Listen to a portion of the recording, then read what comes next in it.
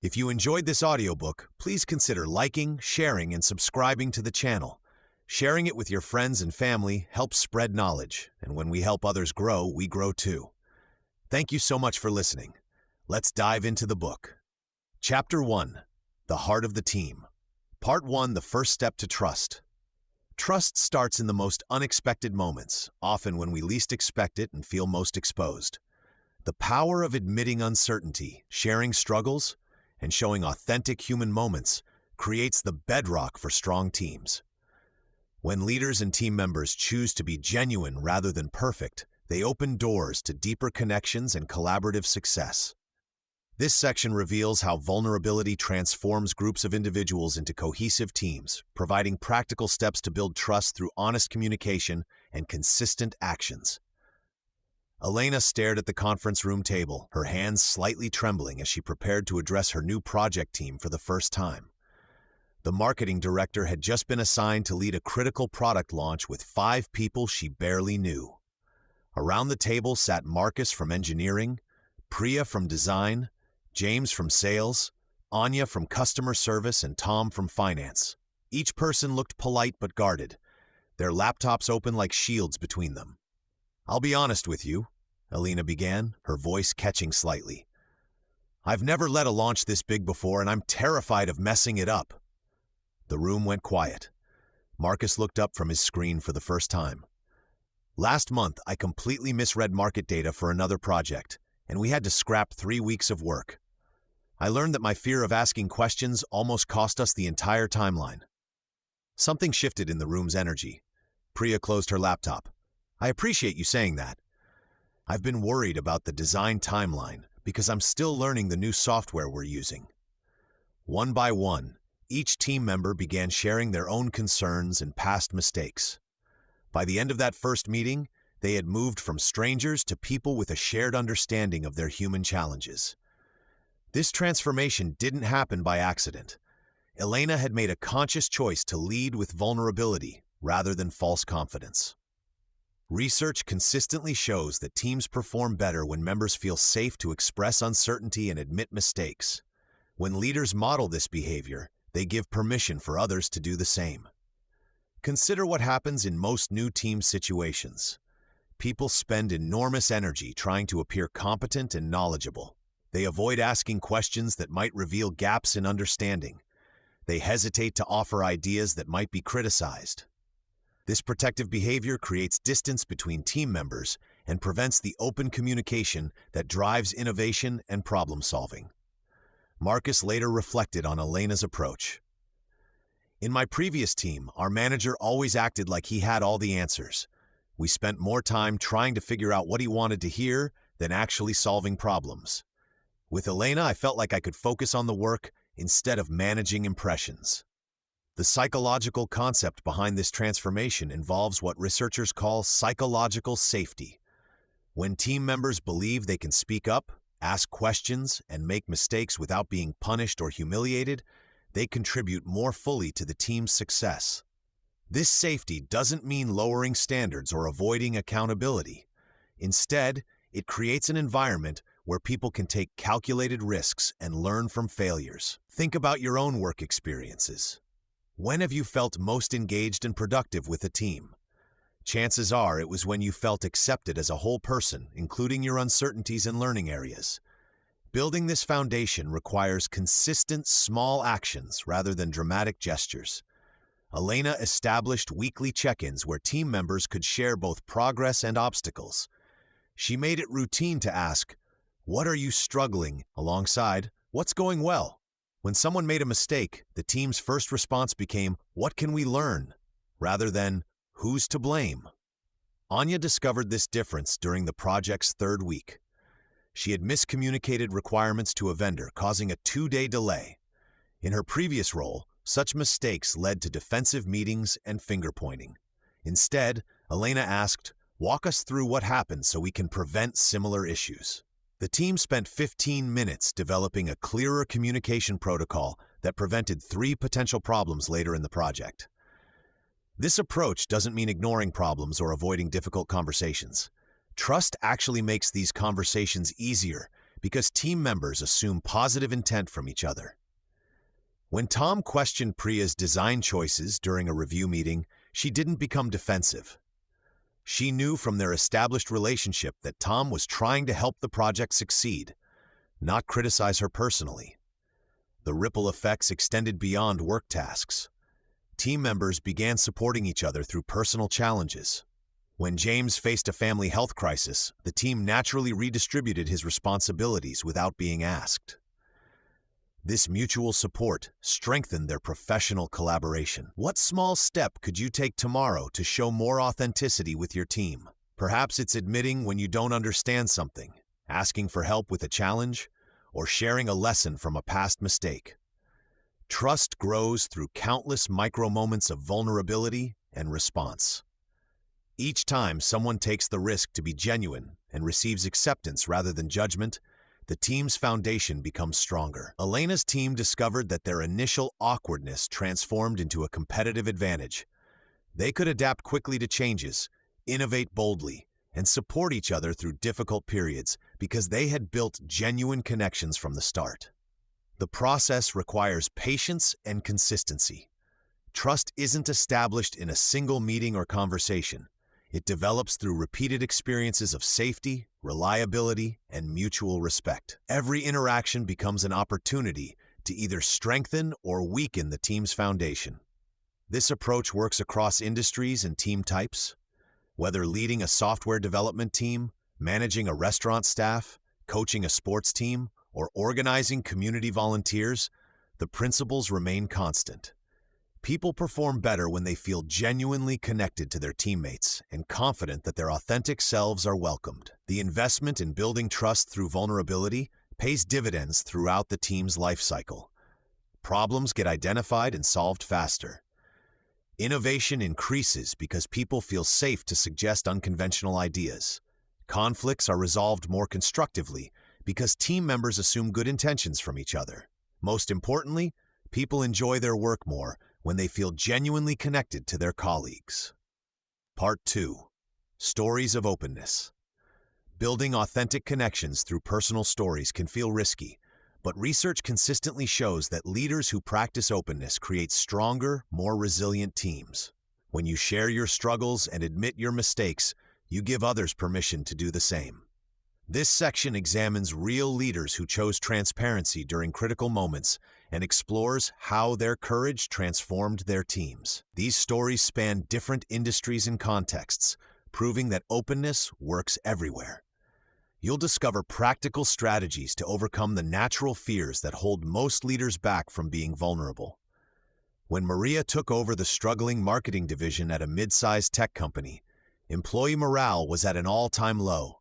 3 major product launches had failed in the past year, and the team was demoralized. Most new executives would have focused on strategy presentations and reorganization charts. Instead, Maria did something different during her first all-hands meeting. She shared the story of her biggest professional failure from her previous role. Maria explained how her overconfidence had led to a product disaster that cost her former company millions of dollars. She described her sleepless nights, the embarrassment of explaining the failure to the board, and the painful lesson she learned about listening to her team's concerns. The room was silent at first. Then slowly, other team members began sharing their own struggles with the recent failures. They talked about feeling unheard when they raised concerns about unrealistic timelines. They admitted to feeling afraid to speak up when they spotted potential problems. Within 6 months, the same team that had produced 3 consecutive failures launched 2 successful products. What made the difference? Maria's openness created psychological safety. When people saw their leader being vulnerable about mistakes, they felt permission to be honest about problems before they became disasters. How might your team's performance change if everyone felt safe to voice concerns early? The transformation wasn't immediate or easy. Maria faced significant pushback from her own supervisor, who questioned whether admitting failure would undermine her authority. She also had to resist her instinct to appear strong and in control, especially when facing skeptical stakeholders. Professional athletes understand pressure differently than most people, but they still struggle with admitting weakness. Coach Ryan inherited a basketball team that had talent but couldn't win close games. The players blamed each other after losses and celebrated individual achievements over team success. During a particularly brutal losing streak, Ryan made an unusual decision. Instead of running extra drills or giving motivational speeches, he called a team meeting and shared his own story of failure.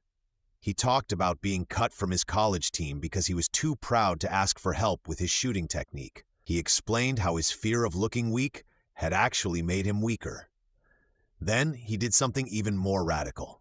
He asked each player to share one area where they needed help from their teammates. The star player admitted he sometimes forced bad shots because he was afraid to trust others with important moments. The point guard revealed that he avoided certain plays because he wasn't confident in his ability to execute them under pressure. This conversation changed everything. Players started calling for help during games instead of trying to handle every challenge alone. They began celebrating assists as much as baskets. The team went from losing most close games to winning the majority of them. The key insight Ryan discovered was that admitting weakness actually demonstrates strength. When leaders model vulnerability, it gives others permission to be honest about their limitations and seek support. Community organizations face unique challenges because their members are volunteers who can walk away at any time. When the local food bank experienced a crisis of confidence after a food safety incident, Director Elena could have focused solely on implementing new procedures and policies. Instead, she chose a different approach. Elena organized a community meeting where she openly discussed what had gone wrong, accepted full responsibility for the oversight, and shared her personal feelings of disappointment and determination to do better. She also invited criticism and suggestions from volunteers and community members. Many advisors warned Elena that this level of openness would damage the organization's reputation and drive away volunteers. The opposite happened.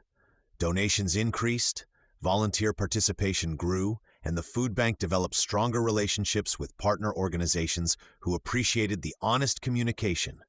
Elena's transparency during crisis built deeper trust than years of smooth operations had achieved. People respect leaders who take responsibility and show genuine commitment to improvement. Think about a time when someone's honesty during a difficult situation actually increased your respect for them rather than diminishing it. These stories reveal common patterns about effective openness. First, timing matters tremendously. All three leaders chose to be vulnerable during moments when their teams needed direction and clarity most. They didn't share personal information randomly or inappropriately, but strategically when it served their team's needs. Second, each leader connected their personal experience to current team challenges. Maria's product failure related directly to her team's recent struggles. Ryan's college experience mirrored his players' fear of vulnerability. Elena's acceptance of responsibility modeled the accountability she wanted from everyone involved. Most leaders resist openness because they fear it will undermine their authority or invite criticism. These fears are natural, but often unfounded. Research shows that leaders who admit mistakes and share struggles are generally viewed as more trustworthy and competent, not less. The practical challenge is knowing how much to share and when to share it. Effective leaders maintain professional boundaries while still being authentic. They share struggles and failures that relate to current team situations, not personal details that would make others uncomfortable. Start small might be the most important advice for leaders wanting to practice more openness. You don't need to completely transform your leadership style overnight. Consider sharing one small struggle or admitting one minor mistake during your next team meeting. Notice how people respond and adjust your approach accordingly. Building openness requires consistent practice, not perfect execution. Each time you choose transparency over defensiveness, you strengthen your team's foundation of trust and create space for others to be equally honest. Part 3. The Trust Fall. The trust fall represents one of the most powerful, yet misunderstood team exercises in modern workplaces. While many dismiss it as outdated team building, this simple act of falling backward and trusting someone to catch you reveals profound truths about human collaboration. When done thoughtfully, it becomes a mirror that shows us exactly where our teams stand and what barriers prevent us from working together effectively. Understanding why some people struggle to let go while others catch without hesitation offers valuable insights into building stronger, more connected teams. Alina watched her engineering team struggle through another failed project deadline. Despite having talented individuals, they couldn't seem to work together smoothly. Each person protected their own work, double-checked everything others did, and avoided depending on teammates for critical tasks. The lack of collaboration was costing them both time and quality. During a team retreat, Alina decided to try something different. She introduced the trust fall exercise, expecting some resistance. What happened next surprised everyone. Marcus, the most senior developer, stepped up first. As he prepared to fall backward, his entire body tensed. His arms remained rigid at his sides, but his shoulders hunched forward defensively. "I can't do this," Marcus admitted, stepping away from the circle. His honesty opened a conversation that changed everything. The team began discussing their real fears about depending on others.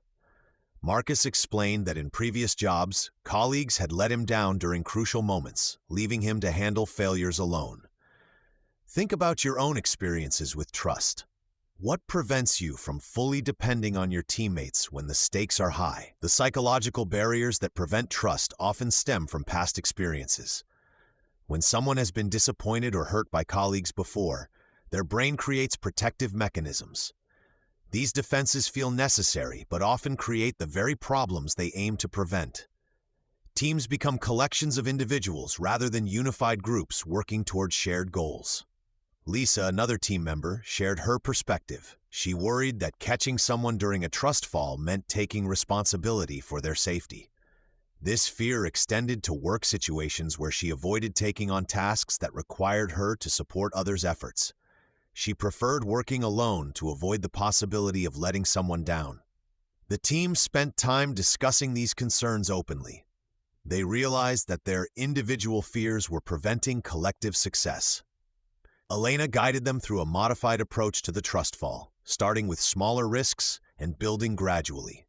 First, team members practiced with arms barely extended, falling just a few inches before being caught. This minimal risk allowed everyone to experience both falling and catching without overwhelming anxiety. As comfort levels increased, they gradually extended the distance and depth of trust required. The breakthrough came when Marcus finally completed a full trust fall. The moment his teammate caught him securely, something shifted in the entire group dynamic. They had created proof that they could depend on each other when it mattered most. Creating safe environments for trust requires intentional design. Teams need psychological safety before they can take meaningful risks together. This means establishing clear expectations about support, creating systems that catch mistakes before they become failures, and celebrating collaborative successes rather than individual achievements. Practical trust building starts with small actions. When team members ask for help, respond quickly and thoroughly. When someone makes a mistake, focus on solving the problem together rather than assigning blame. When deadlines approach, offer support before being asked. These everyday behaviors create the foundation that makes larger acts of trust possible.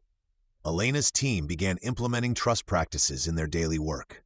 They started sharing work in progress with each other earlier, asking for input before finalizing decisions, and openly discussing concerns about project risks.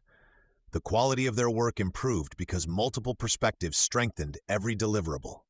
How might your team's performance change if everyone felt completely safe to depend on their colleagues? The trust fall metaphor extends far beyond team exercises. Every time we delegate important tasks, share vulnerable information, or rely on others to meet commitments, we perform our own version of falling backward and hoping someone catches us. The willingness to take these risks determines how effectively teams can function. Consider Maya's marketing team, which transformed their campaign development process by implementing trust-based practices. Instead of everyone protecting their individual contributions, they began building on each other's ideas openly. Team members started sharing half-formed concepts, knowing others would help refine and improve them rather than judge their initial imperfection. The results were remarkable. Campaign quality improved dramatically because multiple creative minds contributed to every element. Timeline efficiency increased because people worked together simultaneously rather than in isolated sequence. Team satisfaction grew because everyone felt valued and supported in their contributions. Building trust requires consistency over time. Single trust falls or team exercises create moments of connection, but lasting trust develops through repeated positive experiences. Each time team members depend on each other successfully, the foundation grows stronger. Each time someone takes a risk and receives support, the entire group becomes more willing to be vulnerable. Teams that master trust often discover they can accomplish things none of them could achieve individually. The sum becomes genuinely greater than the parts because people contribute their best thinking without fear of judgment and take on challenges knowing others will provide support when needed. What trust falls are you avoiding in your current team environment? And what small step could you take to begin building that confidence? Part 4. Trust in action. Trust forms in the tiny moments between big decisions. When Rita delivers on her promise to review the budget by Friday, when Carlos admits his mistake in the client presentation, when Maya stays late to help a struggling colleague. These everyday actions, seemingly small and unremarkable, create the invisible threads that bind teams together. Understanding how trust operates in daily interactions transforms ordinary workplaces into environments where people achieve extraordinary results together. The practical strategies and recognition patterns explored here provide immediate tools for strengthening team relationships through consistent, authentic behavior that anyone can implement starting today. Trust lives in the details. When David promises to send project updates every Tuesday at 3 p.m., his team members begin to rely on that consistency. Week after week, the updates arrive precisely on time. This reliability seems minor, but it creates a foundation. Team members start planning their schedules around David's updates. They begin to trust not just his punctuality, but his commitment to the team's success. Consider Elena's experience with her marketing team. During her first month as manager, she noticed team members hesitating to share creative ideas during brainstorming sessions. Instead of pushing harder, she started implementing small trust-building practices. She began each meeting by acknowledging contributions from the previous session. When team member Jason suggested an unconventional social media campaign, Elena publicly supported the idea and allocated resources to test it. The campaign succeeded, but more importantly, other team members witnessed Elena's willingness to back their initiatives. The transformation didn't happen overnight. Trust accumulates like compound interest. Elena's consistent support of creative risk-taking gradually changed the team dynamic. Within 3 months, brainstorming sessions became collaborative experiences where team members built on each other's ideas instead of protecting their own. Feedback represents another critical trust-building opportunity. Many people avoid giving constructive feedback because they fear damaging relationships. However, withholding feedback actually erodes trust. When Lisa's colleague Ben consistently missed project deadlines, she initially said nothing to avoid conflict.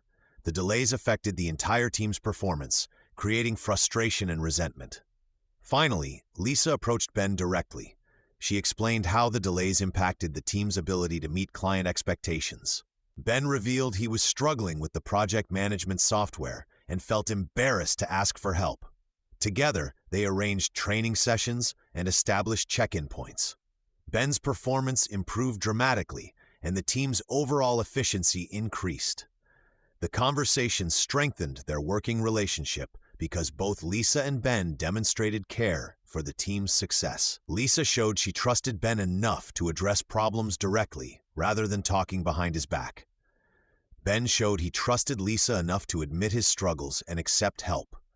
What moments in your daily work routine could become trust-building opportunities? Supporting colleagues during difficult times creates some of the strongest trust bonds. When Anna's father was hospitalized, her team members covered her responsibilities without being asked. They redistributed tasks, attended her client meetings, and kept her informed without overwhelming her with details. Anna returned to work knowing her team genuinely cared about her well-being, not just her productivity. These support networks don't emerge spontaneously. They develop through consistent demonstrations of care and reliability. Teams build trust by celebrating each other's successes, offering help during challenges, and maintaining confidentiality when colleagues share personal information.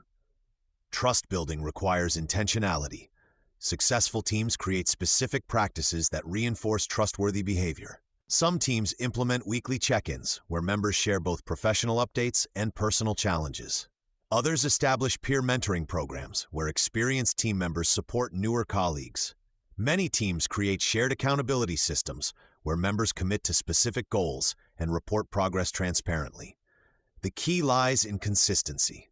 Grand gestures matter less than steady, reliable behavior. When team members know they can count on each other for small things, they become willing to depend on each other for larger challenges.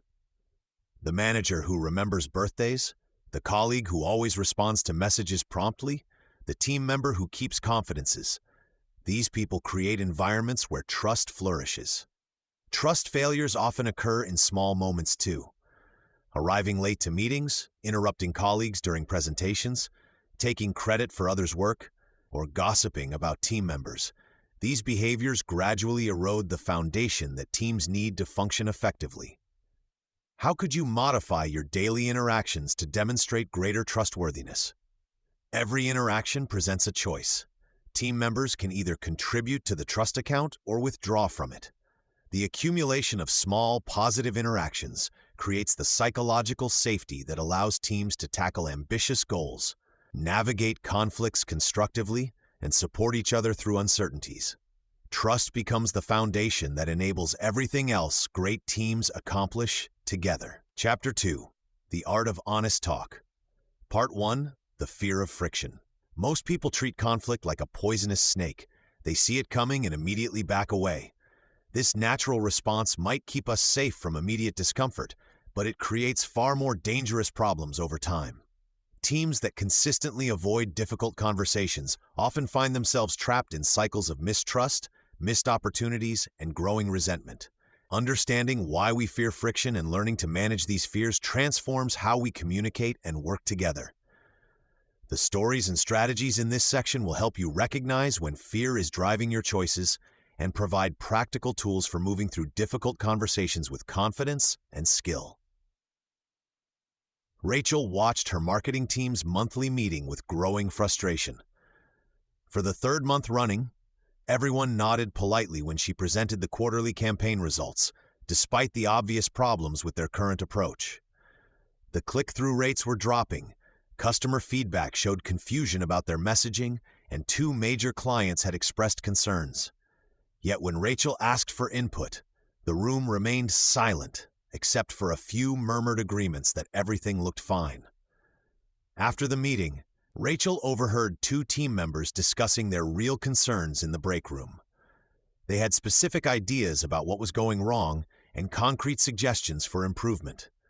But they kept these thoughts to themselves during official meetings, afraid of seeming negative or challenging their colleagues' work. This scene plays out in offices everywhere. Teams collect problems like dust in corners, never addressing them directly until they become too big to ignore.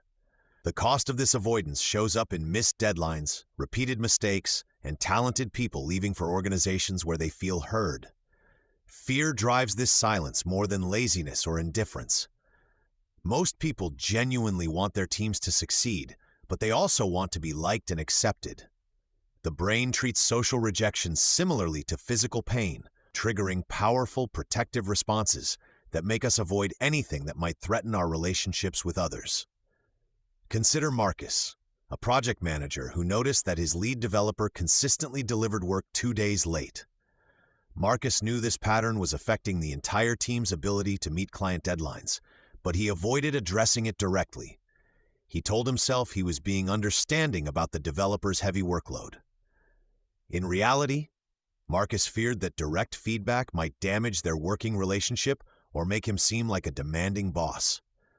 Over 6 months, this small issue grew into a major problem. Other team members started missing their own deadlines, assuming punctuality wasn't important. Client relationships suffered when projects were consistently delayed. Eventually, Marcus had to have a much more difficult conversation about performance issues that could have been resolved early with honest feedback. What fears hold you back from addressing problems directly in your own work relationships? Cultural factors amplify these natural tendencies. Many workplaces reward harmony and cooperation while subtly punishing those who raise difficult questions. People learn to read the room and stay quiet when they sense that speaking up might mark them as troublemakers. Lisa experienced this firsthand when she joined a consulting firm known for its collegial atmosphere. During her first project review, she noticed significant flaws in their methodology that could affect client outcomes. But when she mentioned her concerns, senior colleagues quickly changed the subject and later advised her privately that pointing out problems wasn't how things were done at their firm. Lisa learned to keep her observations to herself, contributing to a culture where everyone maintained pleasant facades while real issues festered below the surface. The firm eventually lost several major clients due to problems that multiple team members had noticed but never discussed openly. The psychological pattern behind conflict avoidance follows a predictable sequence. First, someone notices a problem or disagreement. Then they quickly calculate the social risks of speaking up versus staying quiet. Fear amplifies the potential negative consequences while minimizing the benefits of honest communication. The person chooses silence, telling themselves they're maintaining harmony when they're actually avoiding short-term discomfort. Breaking this pattern requires recognizing that conflict itself isn't the problem. Avoiding necessary conflict is what damages relationships and team performance.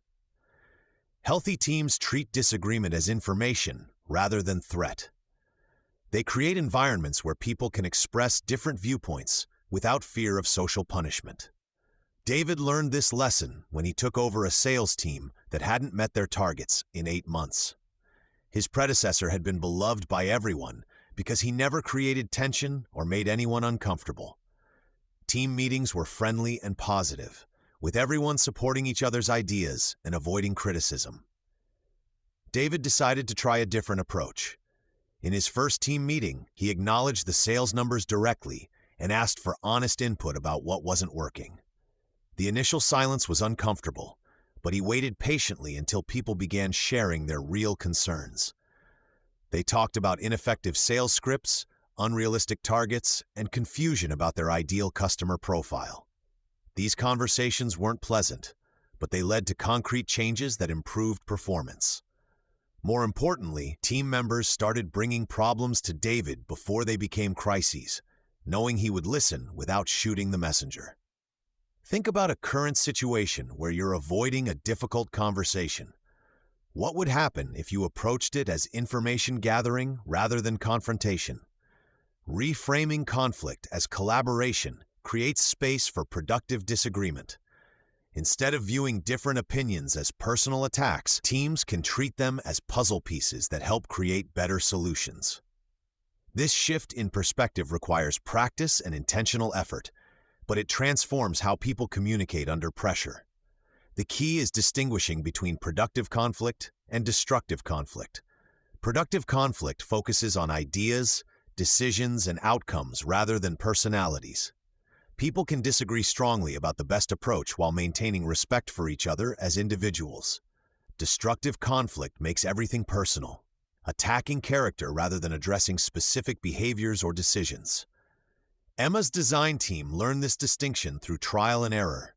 Initially, their creative reviews often became personal criticisms that left people feeling attacked and defensive. Team members started presenting safer, less innovative ideas to avoid negative feedback. Emma introduced a simple framework for their reviews. Before discussing any design, the team would identify 3 specific criteria for evaluation, such as user experience, brand consistency, and technical feasibility. All feedback had to reference these criteria rather than personal preferences or vague impressions. This structure allowed for much more direct criticism of ideas while protecting people's sense of professional competence. Designers could disagree passionately about whether a particular approach met their user experience goals without anyone taking the feedback personally. Building comfort with productive conflict requires small steps rather than dramatic changes. Start by practicing honest communication in low-stakes situations where relationships aren't at risk. Notice your physical responses to disagreement: tight chest, racing heart, desire to flee, and remind yourself that these are normal reactions that don't require immediate action. Develop standard phrases that help you address problems without sounding accusatory. Instead of saying, "You always interrupt people," try, "I've noticed that our meetings tend to jump between topics quickly, and I'm wondering if we could find ways to give each person more time to finish their thoughts." Create team agreements about how to handle disagreement before conflicts arise. When everyone understands the ground rules for productive debate, individual conversations feel less risky and more structured. Regular practice with smaller disagreements builds confidence for larger ones. Teams that can discuss minor scheduling conflicts or different preferences about meeting formats develop skills that serve them well when facing major strategic decisions or performance issues. The goal isn't to eliminate all friction from team interactions. Friction often signals that important issues need attention. Teams that address conflicts early and directly experience less drama and better outcomes than those that let problems accumulate until they explode into major crises. Part 2. The debate that built a team. Transform a team that was falling apart into one of the most innovative units in their company through the power of respectful disagreement. This story shows how healthy debate can strengthen relationships rather than damage them. When teams learn to argue about ideas while respecting people, they make better decisions and build deeper trust. You'll discover practical methods for turning uncomfortable conversations into productive discussions. Learn why avoiding conflict actually weakens teams, and gain tools for creating a culture where honest opinions are welcomed. These techniques can change how your team communicates forever. Marcus watched his marketing team sit in uncomfortable silence during their weekly meeting. The new product campaign clearly wasn't working, but nobody wanted to say it out loud. Sales numbers were dropping, customer feedback was mixed, and the creative direction felt forced. Yet everyone nodded politely when he asked for feedback, offering only vague comments about looking good and making progress. This pattern had persisted for months. The team avoided challenging each other's ideas, believing that harmony meant agreement. When someone had concerns, they would voice them privately in hallway conversations or after meetings ended. Marcus realized that their fear of conflict was actually creating more problems than it solved. The turning point came during a project review where 3 different team members had completely different interpretations of their target audience. Instead of addressing these differences directly, they had created a campaign that tried to appeal to everyone and ended up connecting with no one. The mixed messages in their marketing materials reflected the mixed understanding within the team.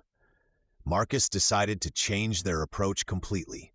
He introduced what he called challenge sessions, where team members were specifically asked to question assumptions and point out potential problems. The first session felt awkward and tentative, but something interesting happened. When Lisa challenged Robert's demographic analysis, they discovered that their data was outdated and incomplete.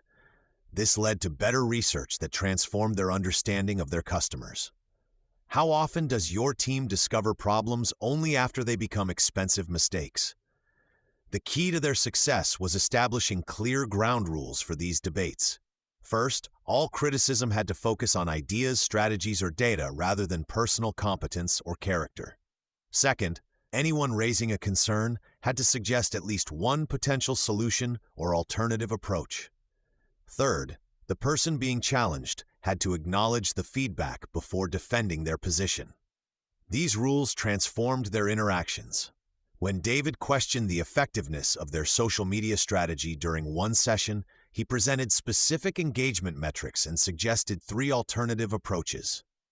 Rather than becoming defensive, Emma, who led social media efforts, thanked him for the analysis and proposed combining 2 of his suggestions with her existing strategy. The result was a more effective campaign that neither could have developed alone. The team learned to separate ideas from identity. When someone challenged a proposal, it no longer felt like a personal attack. Instead, it became an opportunity to strengthen their approach or discover better alternatives. This shift required conscious effort from everyone, especially during emotionally charged discussions about creative work, where people naturally felt protective of their contributions. Marcus played a crucial role by modeling the behavior he wanted to see. When team members challenged his ideas during meetings, he would pause, consider their points carefully, and often change his position based on their input. This demonstrated that hierarchy didn't exempt anyone from scrutiny, and that changing your mind based on new information was a sign of strength rather than weakness. What would change in your team if people felt safe to disagree with leadership? The transformation became evident in their results. Campaign performance improved dramatically because ideas were tested and refined through debate before implementation. Team members began bringing forward concerns earlier in the process, preventing costly mistakes and missed deadlines. More importantly, people started feeling more engaged and invested in their work because their voices mattered in shaping final decisions. One particularly memorable debate involved their approach to a holiday campaign. 3 team members had fundamentally different visions for the tone and messaging. Instead of defaulting to the safest option or letting the most senior person decide, they spent an entire meeting exploring each approach. They analyzed target audience data, discussed brand alignment, and evaluated resource requirements for each option. The debate revealed that elements from all 3 approaches could be combined into something more compelling than any individual vision. The final campaign incorporated humor from one proposal, emotional storytelling from another, and interactive elements from the third. It became their most successful campaign that year and won industry recognition. This experience taught them that the best solutions often emerge from the intersection of different perspectives. When people feel comfortable expressing opposing views, the creative friction generates ideas that nobody would have discovered working alone. The team began seeking out diverse opinions actively, rather than hoping everyone would naturally agree. The change in team dynamics extended beyond formal meetings. People started having more honest conversations about project challenges, resource needs, and workload concerns. They developed trust that difficult topics could be discussed respectfully without damaging relationships or creating lasting tension. Creating this culture required ongoing attention and reinforcement. Some team members initially struggled with the new approach, either remaining too passive or becoming overly aggressive in their challenges. Marcus provided individual coaching to help people find the right balance between respectful questioning and productive disagreement. They also learned to celebrate when debates led to better outcomes. When a campaign succeeded because someone had challenged the original approach, they would acknowledge that contribution explicitly. This positive reinforcement helped people understand that constructive conflict was valued and rewarded rather than merely tolerated. Do you recognize and celebrate the times when disagreement leads to better results in your team? The team's reputation within the company began to change. Other departments started requesting their input on projects because they knew this group would provide honest, thoughtful feedback rather than polite agreement. Their willingness to engage in productive debate made them more valuable partners for cross-functional initiatives. Part 3. Listening to learn. Most leaders think they're good listeners, but their teams tell a different story. Real listening, the kind that builds trust and transforms relationships, goes far beyond hearing words. It requires setting aside your own agenda to truly understand another person's perspective, even when their message challenges your beliefs or decisions. When leaders master this skill, they discover that listening becomes their most powerful tool for building stronger teams, resolving conflicts, and creating an environment where honest communication thrives. This transformation doesn't happen overnight, but the impact on team dynamics and trust can be immediate and profound. Elena learned this lesson the hard way during her first year as a project manager. Her team was struggling with missed deadlines and low morale, but whenever team members tried to explain their challenges, Elena found herself already formulating solutions before they finished speaking. She was listening to respond, not to understand. The breaking point came during a team meeting, when Marcus, one of her developers, mentioned feeling overwhelmed by the project scope. Instead of exploring his concerns, Elena immediately launched into a speech about time management and priorities. Marcus shut down, and the rest of the meeting proceeded in uncomfortable silence. Later that day, Elena reflected on what had happened. She realized she had been so focused on being seen as a decisive leader that she wasn't actually hearing what her team needed. She decided to try a different approach. The next week, when Maria brought up concerns about unclear requirements, Elena resisted the urge to offer immediate solutions. Instead, she asked, "Can you help me understand exactly where the confusion is happening?" She listened without interrupting, took notes, and asked follow-up questions to clarify Maria's perspective. This simple shift changed everything. Maria provided specific examples of where the requirements were vague, pointing out gaps that Elena hadn't noticed. More importantly, other team members began contributing their own insights, creating a collaborative problem-solving session instead of a one-way directive. The difference between listening to respond and listening to understand is fundamental to building trust. When you listen to respond, you're waiting for your turn to talk, mentally preparing your rebuttal or solution while the other person speaks. When you listen to understand, you're genuinely curious about their perspective and focused entirely on comprehending their message. Think about your last difficult conversation at work. Were you truly trying to understand the other person's viewpoint, or were you primarily concerned with making your own point? Consider the transformation at a manufacturing company where Supervisor Jake was known for his quick decision-making but poor team relationships. Workers felt unheard and began avoiding him whenever possible, which created communication gaps that led to production errors. Jake's manager suggested he try a new approach during the weekly team meetings. Instead of immediately solving every problem presented, Jake would first ask clarifying questions and summarize what he heard before offering any solutions. The first time Jake tried this, when assembly line worker Rosa mentioned equipment issues, he asked, "Rosa, can you walk me through exactly what happens when the machine starts acting up?" He listened carefully, asked about timing and frequency, and repeated back what he understood before discussing potential fixes. Rosa was surprised, but provided detailed information that revealed the problem was more complex than Jake initially thought. Other workers chimed in with their observations, and together they identified a pattern that led to a better solution than Jake would have reached alone. Effective listening requires specific techniques that anyone can learn and practice. Start by giving your full attention to the speaker. Put away distractions, make eye contact, and resist the urge to multitask. Your body language should signal that you're present and engaged. Ask open-ended questions that encourage elaboration rather than yes or no responses. Instead of asking, "Is the deadline realistic?" try, "What concerns do you have about meeting this deadline?" This approach invites more detailed information and shows genuine interest in understanding the full picture. Paraphrasing is another powerful tool. When someone shares something important, repeat back what you heard in your own words. This serves two purposes. It confirms your understanding and shows the speaker that you're actively processing their message. Phrases like, "So what I'm hearing is," or "It sounds like you're saying," can help you practice this skill. Perhaps most importantly, learn to withhold judgment while listening. This doesn't mean you have to agree with everything you hear, but it means staying curious rather than critical during the listening phase. You can evaluate and respond after you fully understand the other person's perspective. Department head Linda discovered the power of judgment-free listening when her team was struggling with a new software implementation.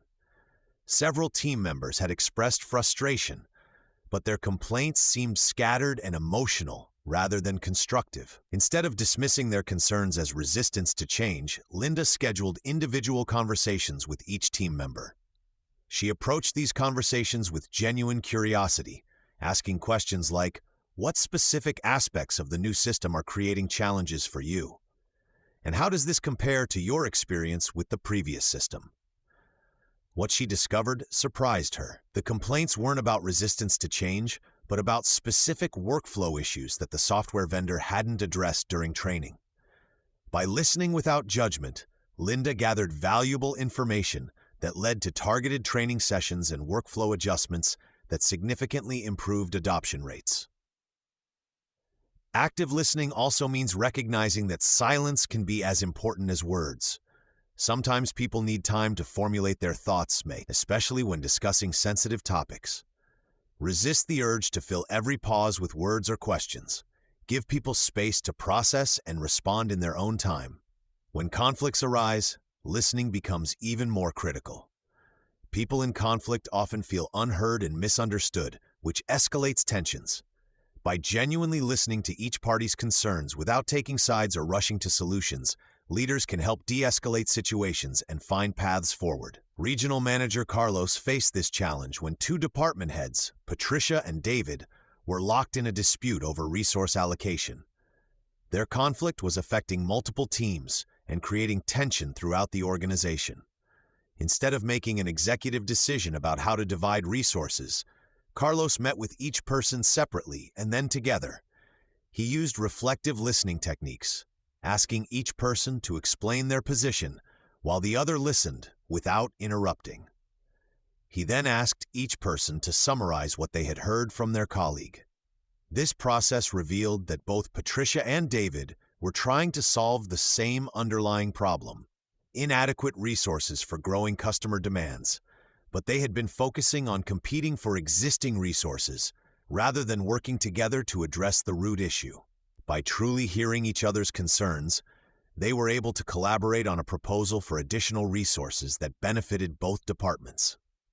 How often do you find yourself planning your response while someone else is still talking? What might you learn if you focused entirely on understanding their message first? The most powerful aspect of skilled listening is its impact on relationships and trust. When people feel truly heard, they're more likely to share important information, admit mistakes, and engage in honest communication. This creates a positive cycle where better communication leads to stronger relationships, which enables even more open communication. Listening also demonstrates respect and value for others' perspectives, which builds psychological safety within teams. When team members know their voices will be heard and their input valued, they're more likely to speak up about problems, suggest improvements, and engage fully in collaborative efforts. The transformation that occurs when leaders become better listeners extends far beyond individual conversations. Teams become more cohesive, problems get identified and solved more quickly, and innovation increases as people feel safe sharing creative ideas. Most importantly, trust deepens as team members experience being truly understood by their leaders, creating the foundation for honest communication that drives team success. Part 4. Finding common ground. Teams often reach a breaking point where differences seem too vast to bridge and collaboration feels impossible. Yet, within every divided group lies untapped potential for connection and shared purpose. This section reveals how fractured teams can transform tension into teamwork by discovering what unites them rather than what divides them. Through practical techniques and real-world examples, you'll learn to identify shared values, celebrate collective wins, and guide your team toward genuine collaboration that strengthens relationships and drives results. The software development team at Meridian Technologies had reached its lowest point. For months, the front-end developers had clashed with the back-end team over project priorities and timelines. Rachel, the front-end lead, believed the back-end developers were too slow and rigid. Meanwhile, Tom, who managed the back-end team, felt the front-end group made unrealistic demands without understanding technical constraints. Their weekly meetings had become battlegrounds, with each side defending their position while attacking the other's approach. The project manager, Elena, watched productivity plummet as the two groups worked in isolation. Deadlines were missed, quality suffered, and team morale hit rock bottom. The company's flagship product launch was at risk, and upper management was asking hard questions about the team's ability to deliver. Elena knew that traditional team-building exercises wouldn't solve this problem. The divisions ran too deep, and trust had eroded significantly. Instead, she decided to focus on finding what both groups truly cared about. She started by scheduling individual conversations with key members from each side, not to mediate their complaints, but to understand their core motivations. What Elena discovered surprised her. Despite their ongoing battles, Both teams shared remarkably similar values. Rachel's team wanted to create exceptional user experiences that would make customers love the product.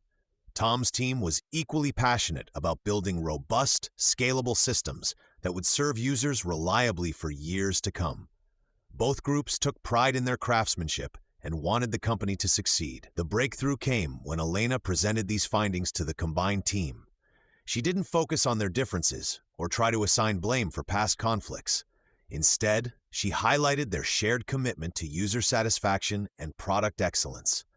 For the first time in months, both sides found themselves nodding in agreement rather than preparing counter-arguments.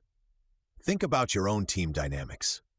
What underlying values do your colleagues share, even when they disagree on methods or priorities? Elena built on this foundation by introducing a simple but powerful framework for finding common ground. First, she helped the team identify their shared objectives. Everyone agreed that delivering a successful product launch was their primary goal.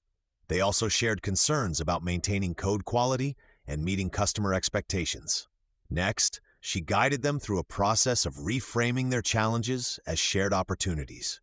Instead of viewing the tension between speed and quality as a zero-sum battle, they began discussing how to achieve both objectives simultaneously.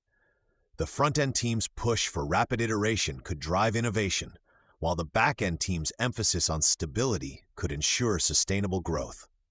The transformation didn't happen overnight, but small changes began to emerge. When Rachel's team proposed a new feature, they started including questions about technical feasibility up front.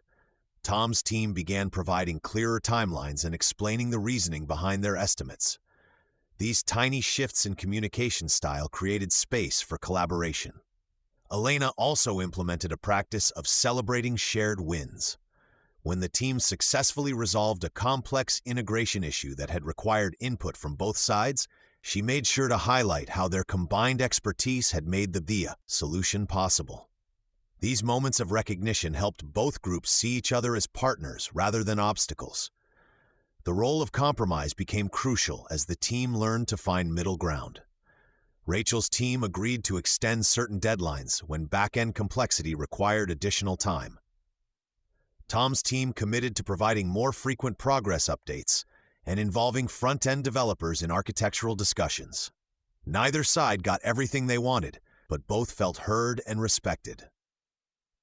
During a particularly challenging sprint, the team faced a crisis when a major bug threatened to delay the product launch. Instead of falling back into old patterns of blame, they rallied together.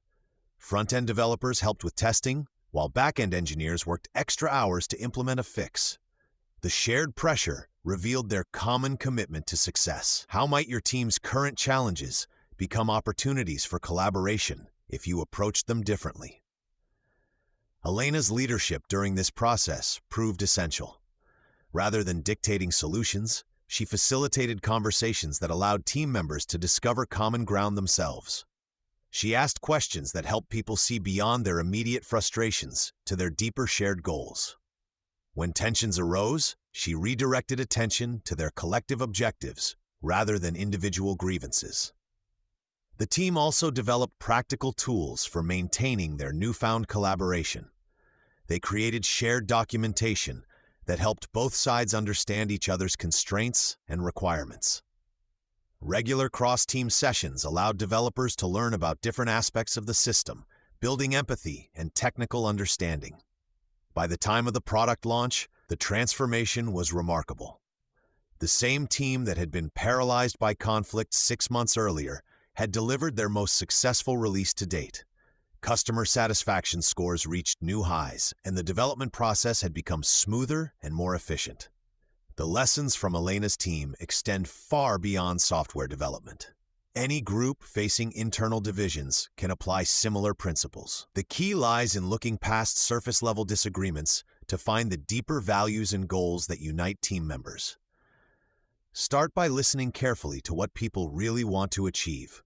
Often, conflicts arise not from fundamentally different objectives, but from different ideas about how to reach the same destination.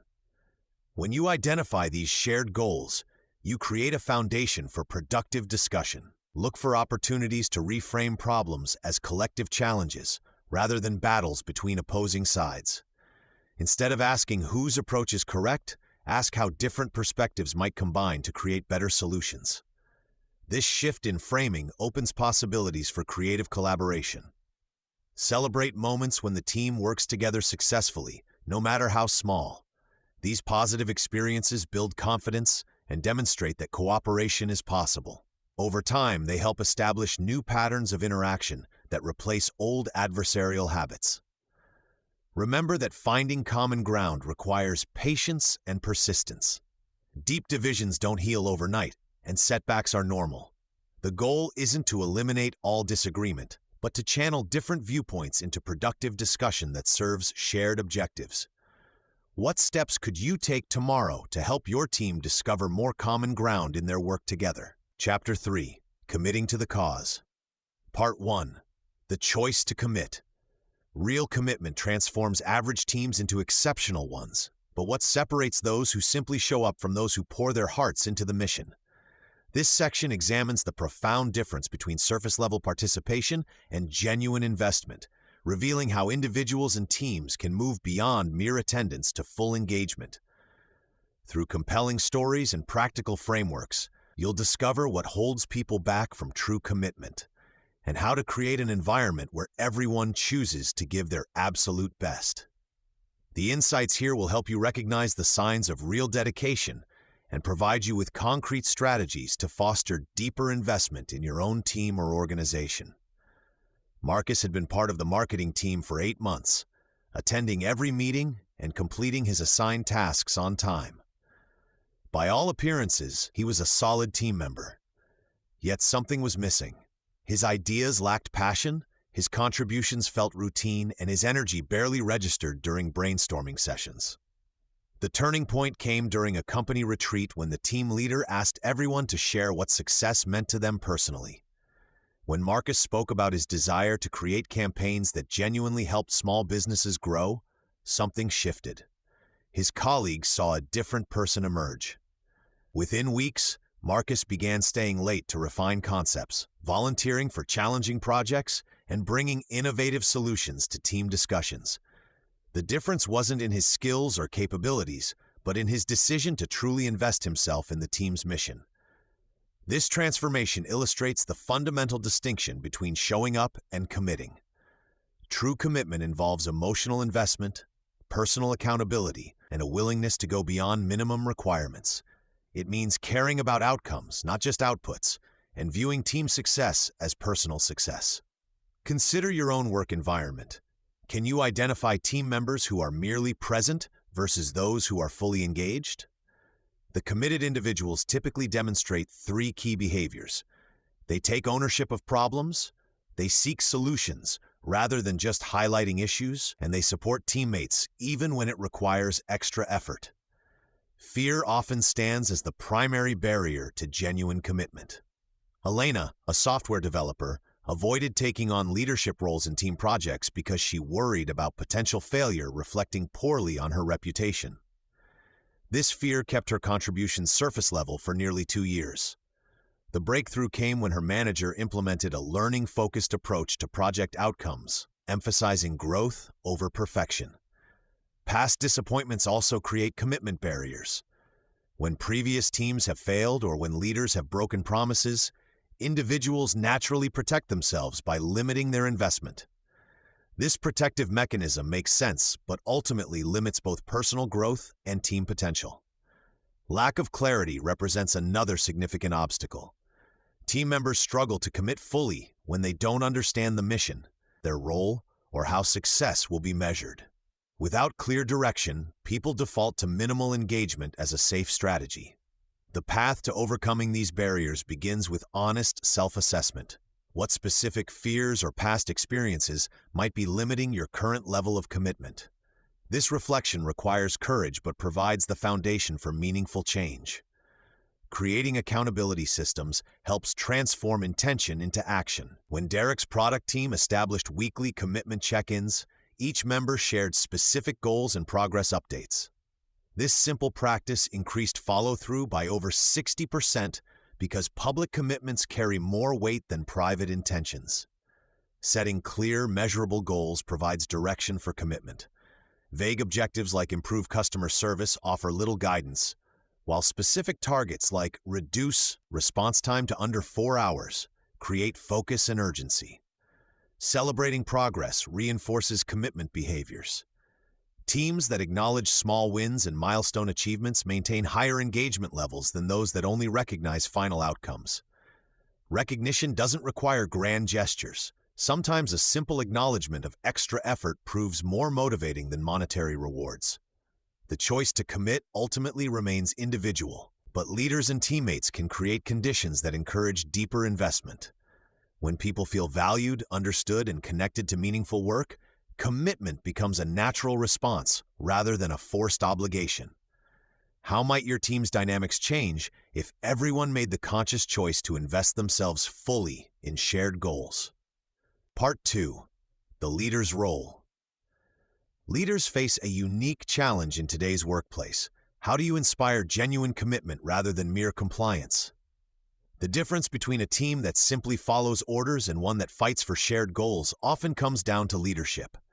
Great leaders don't just manage tasks, they create environments where people choose to give their best effort. This section explores the essential qualities and practices that enable leaders to build lasting commitment within their teams, drawing from real examples of transformational leadership that turned struggling groups into high-performing units. When Rachel took over the struggling marketing department at a mid-sized software company, employee surveys revealed a troubling pattern. Team members felt disconnected from company goals and unsure about their individual contributions. Deadlines were met, but creativity was lacking. The previous manager had focused primarily on processes and procedures, leaving little room for personal investment or innovative thinking. Rachel's first move surprised everyone. Instead of implementing new rules or restructuring workflows, she scheduled one-on-one conversations with each team member. She asked simple questions. What excited them about their work? What frustrated them most? Where did they see opportunities for improvement? More importantly, she listened without interrupting or defending existing practices. These conversations revealed that people wanted to contribute meaningfully, but felt their ideas weren't valued. The team had talent and passion, but these qualities were being suppressed rather than encouraged. Rachel realized that her role wasn't to have all the answers, but to create space for others to share theirs. Over the following months, Rachel transformed her leadership approach. She started every team meeting by sharing updates about company performance and how their department's work directly impacted customer satisfaction. When presenting new projects, she explained not just what needed to be done, but why it mattered. This transparency helped team members understand their role in the bigger picture. What leadership behaviors have you experienced that made you want to go above and beyond your basic responsibilities? Authenticity became Rachel's most powerful tool. When she made mistakes, she acknowledged them openly and discussed what she learned. When she didn't know something, she said so and asked for input from team members who had relevant expertise. This honesty created psychological safety, where others felt comfortable taking risks and sharing their own uncertainties. The results were dramatic. Within 6 months, the department's campaign performance improved by 40%. More importantly, employee engagement scores doubled. Team members began staying late not because they had to, but because they were excited about their projects. They started proposing new initiatives and taking ownership of problems that previously would have been escalated to management. Leaders who inspire commitment share several key characteristics. First, they demonstrate consistency between their words and actions. When David, a construction project manager, told his crew that safety was the top priority, he backed up this statement by stopping work whenever he observed unsafe practices, even when it caused delays. His team saw that he was willing to accept short-term costs to protect long-term well-being. Vision provides another crucial element. Effective leaders help their teams see beyond immediate tasks to understand larger purposes. Maria, who managed a customer service team at a healthcare company, regularly shared stories about how their work impacted patients' lives. She didn't just talk about call resolution times. She explained how efficient service helped anxious families get answers about their loved ones' care. Clear communication eliminates confusion and builds trust. When expectations are ambiguous, people often disengage to avoid making mistakes. Strong leaders provide specific guidance while allowing flexibility in how goals are achieved. They check for understanding rather than assuming their message was received correctly. How do you currently measure whether your communication is creating clarity or confusion among your team members?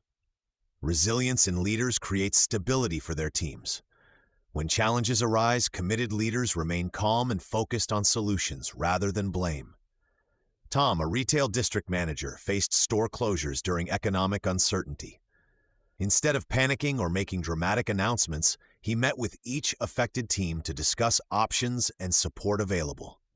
His steady presence helped employees navigate the transition with dignity and hope. Follow-through separates respected leaders from those who are merely tolerated. When leaders make promises they don't keep, team members learn to discount future commitments. Successful leaders track their commitments carefully and communicate proactively when circumstances change. They understand that their credibility depends on reliable execution. Leading by example remains the most powerful commitment-building tool. When Jennifer, a software development manager, asked her team to improve code quality, she started conducting peer reviews of her own work and sharing the feedback with everyone. Her willingness to subject herself to the same standards she expected from others demonstrated her commitment to continuous improvement. The impact of authentic leadership extends beyond immediate performance metrics. Teams with committed leaders show higher retention rates, greater innovation, and stronger collaboration. They develop resilience that helps them navigate challenges without losing focus on their goals. Consider the leaders who have most inspired your commitment throughout your career. What specific behaviors made you willing to follow their direction and invest your energy in shared objectives? How can you incorporate these qualities into your own leadership approach? Effective leaders also recognize that commitment building is an ongoing process rather than a one-time event. They regularly check in with team members, adjust their approach based on feedback, and celebrate progress along the way. They understand that trust is built through consistent small actions rather than grand gestures. The transformation from manager to commitment-inspiring leader requires intentional practice and genuine care for people's growth and well-being.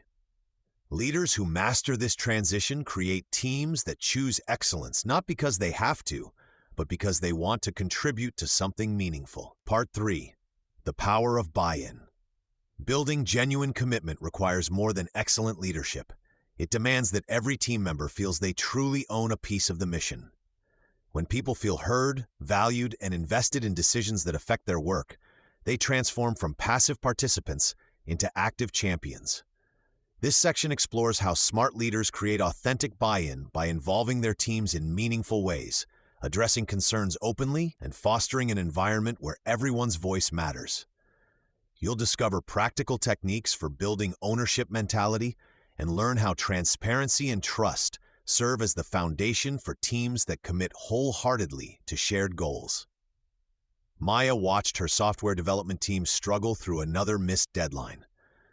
Despite having talented developers, their projects consistently fell behind schedule.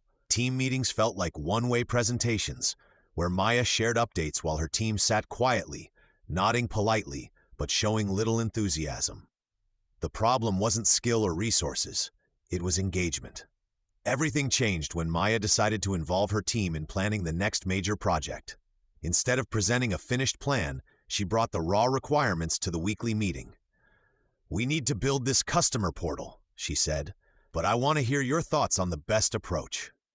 The room came alive as developers shared ideas, raised concerns about timeline constraints, and suggested alternative solutions.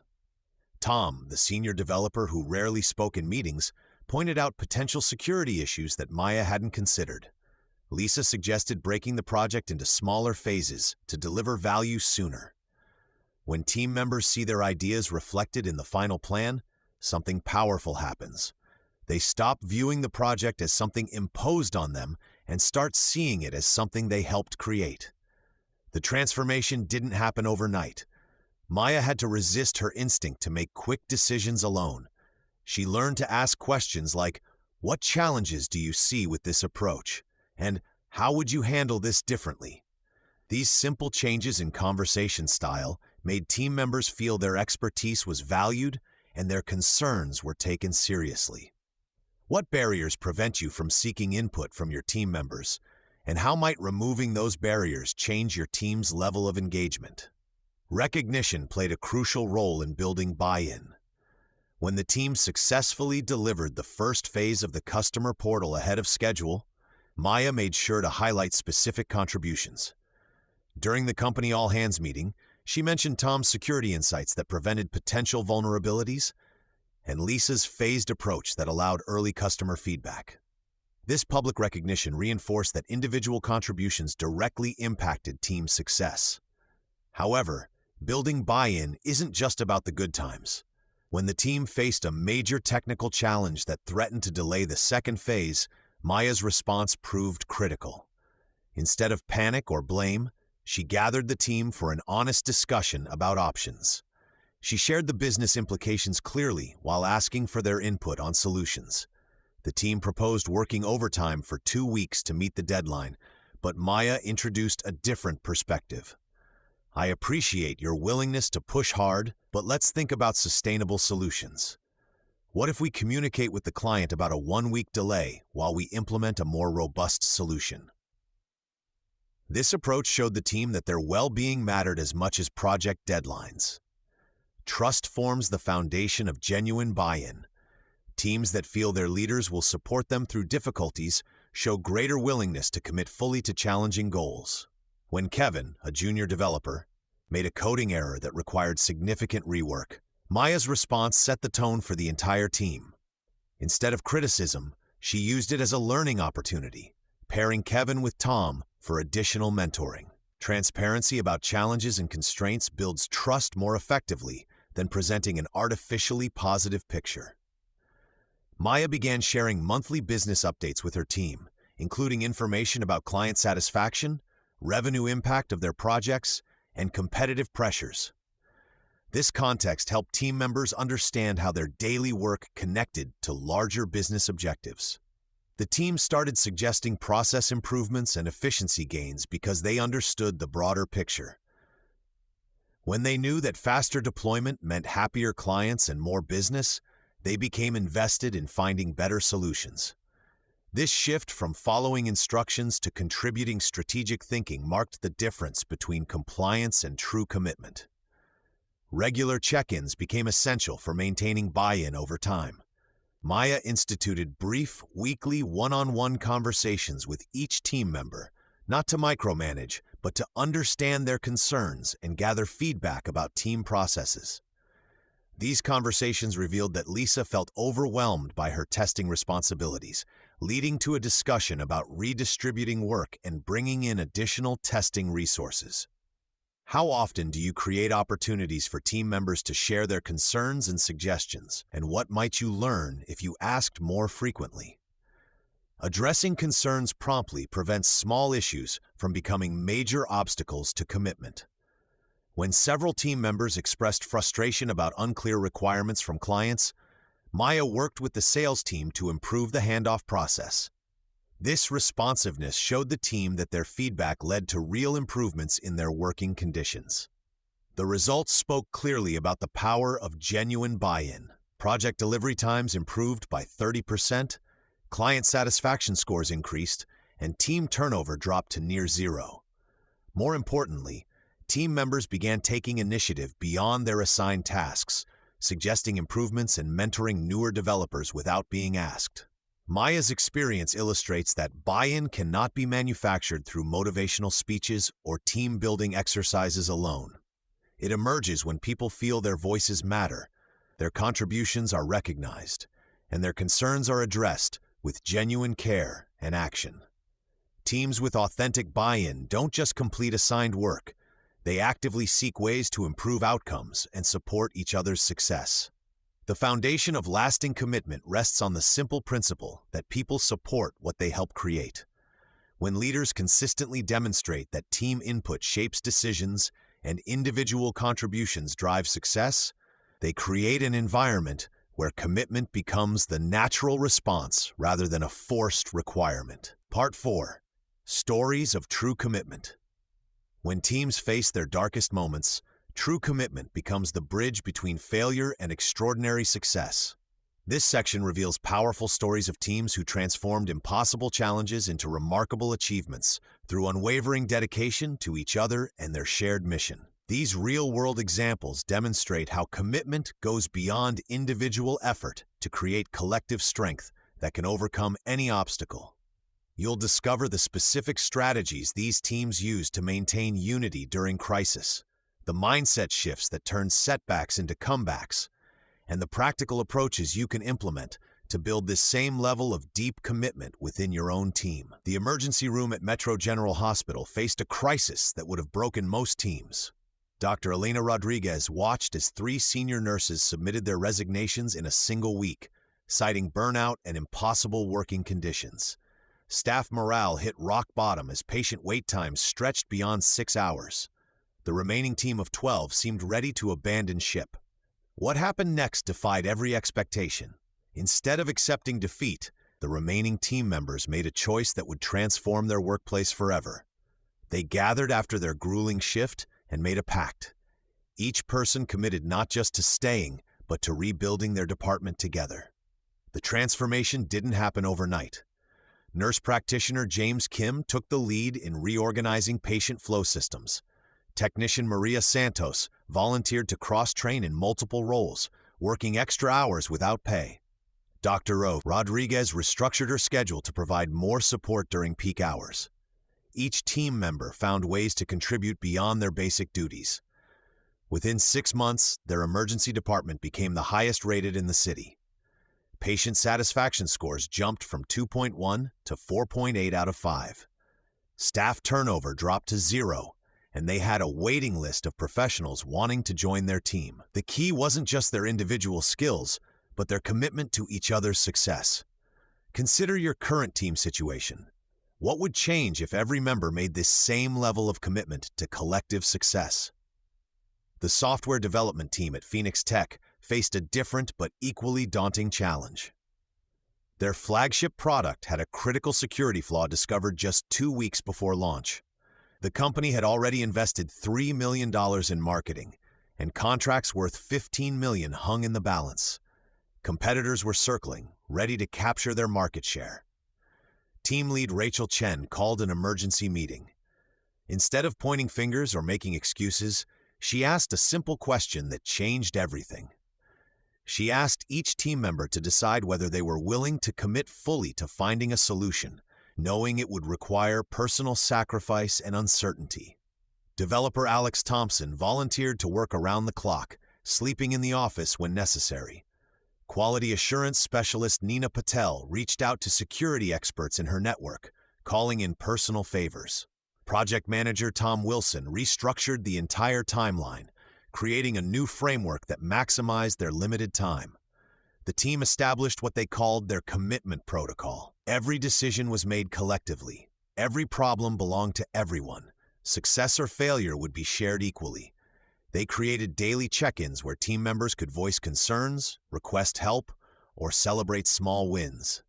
Their breakthrough came on day 10 when Thompson discovered the root cause during a 3 a.m. debugging session.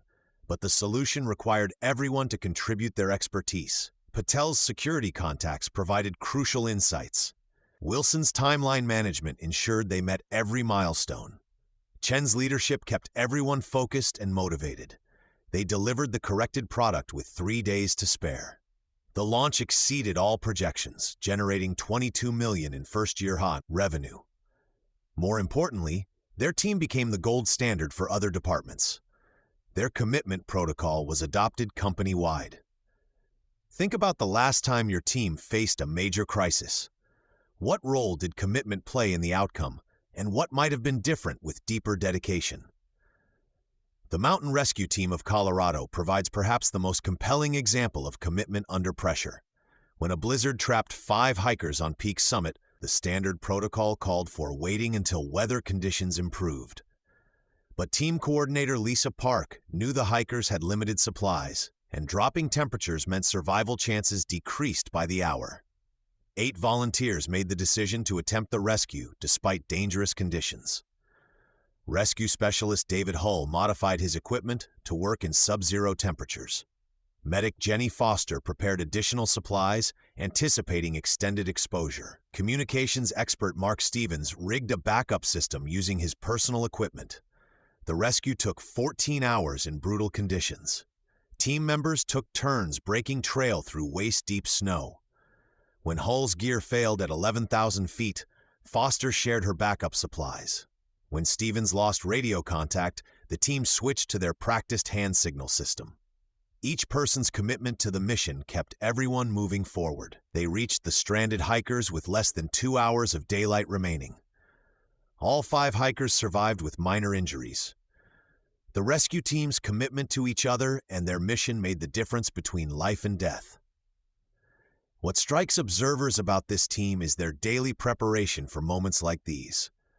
They train together weekly, not because it's required, but because they're committed to being ready when lives depend on their performance. Their commitment extends beyond individual rescue missions to building collective capability.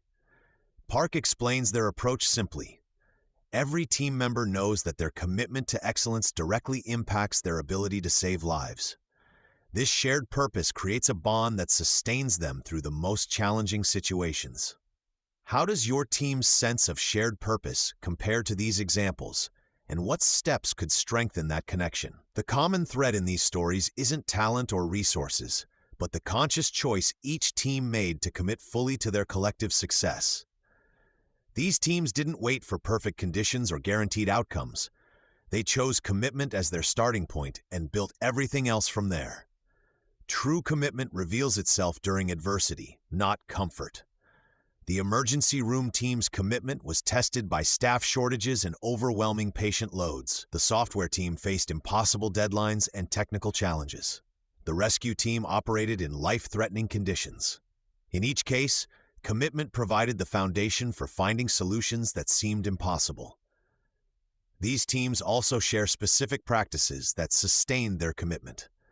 They established clear communication protocols, created systems for mutual support, and maintained focus on shared goals rather than individual recognition. They celebrated progress together and shared responsibility for setbacks. Most importantly, they understood that commitment is contagious. When one person demonstrates genuine dedication, it inspires others to match that level of investment.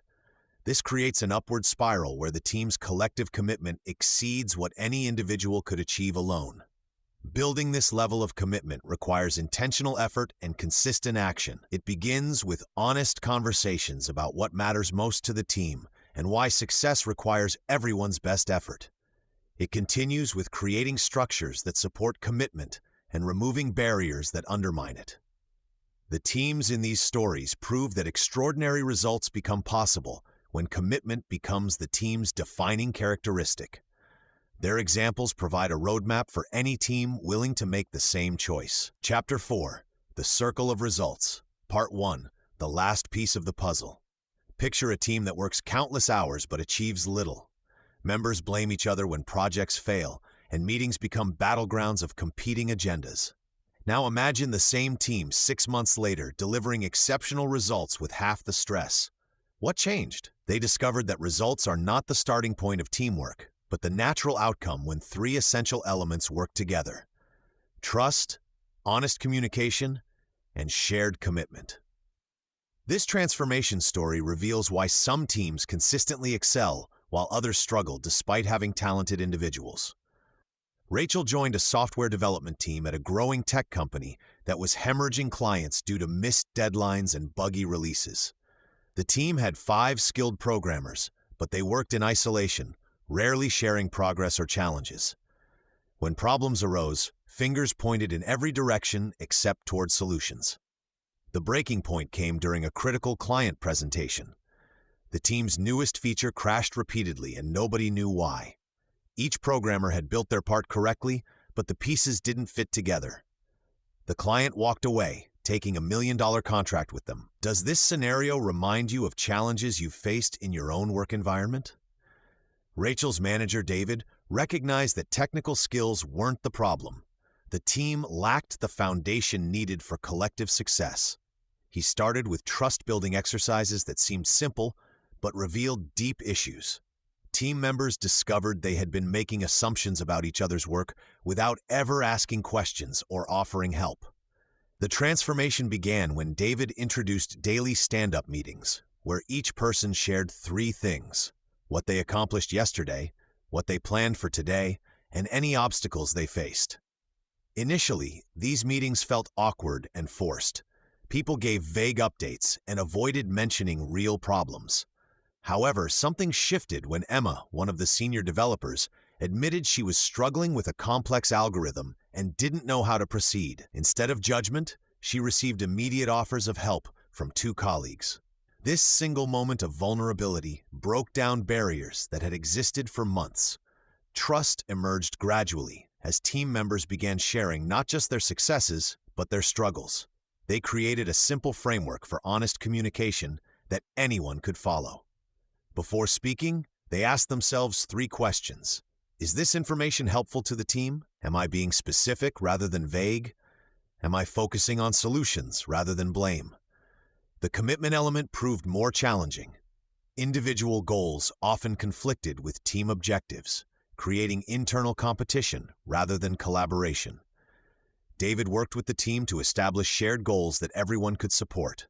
They agreed that their primary measure of success would be delivering working software that met client needs, not individual recognition or performance metrics.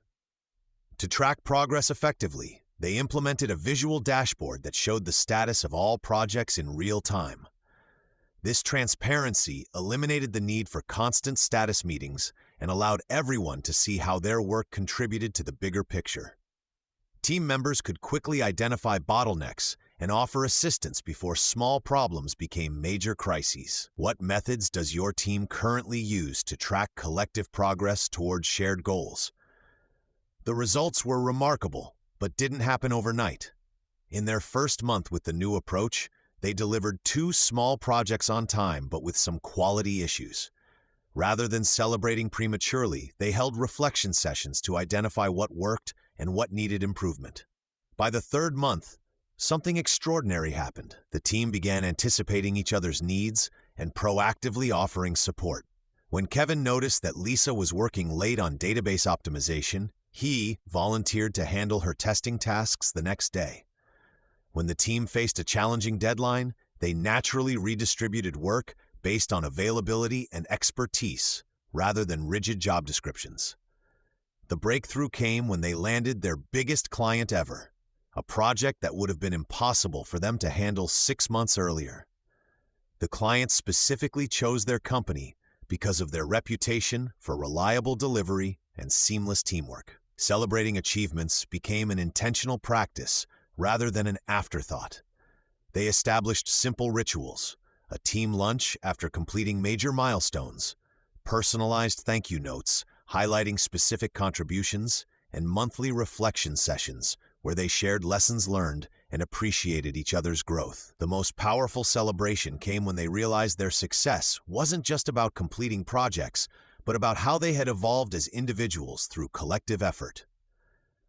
Rachel, who had started as the newest team member, was now mentoring other developers. Emma had become more comfortable with vulnerability and asking for help. The entire team had developed skills in communication and collaboration that enhanced every aspect of their work. Think about your most successful team experiences. What foundational elements were present that enabled those results? Their transformation framework became a model for other teams in the company. The key steps were straightforward but required consistent application. First, they established psychological safety where team members could admit mistakes and ask for help without fear of judgment. Second, they created communication structures that promoted transparency and solution-focused discussions. Third, they aligned individual efforts with shared objectives and made progress visible to everyone. The team learned that results are not something you chase directly, but something that emerges naturally when the right conditions exist. Trust enables honest communication. Honest communication builds commitment, and commitment generates sustainable results. This cycle reinforces itself, creating momentum that carries teams through challenges and toward achievements they couldn't have imagined individually. Their story demonstrates that building a strong foundation takes time and intentional effort, but the payoff extends far beyond immediate project outcomes. The relationships, skills, and systems they developed continued to serve them as they faced new challenges and opportunities. Part 2. The leader who ate last. When trust becomes the foundation of results, teams discover something remarkable happens. Leaders begin to act differently, shifting from pushing for outcomes to creating conditions where excellence naturally occurs.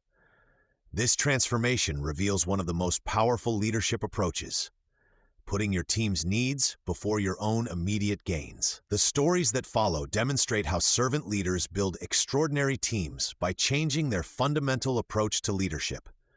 You'll learn practical ways to adopt this mindset and see the measurable impact it creates on both performance and team spirit.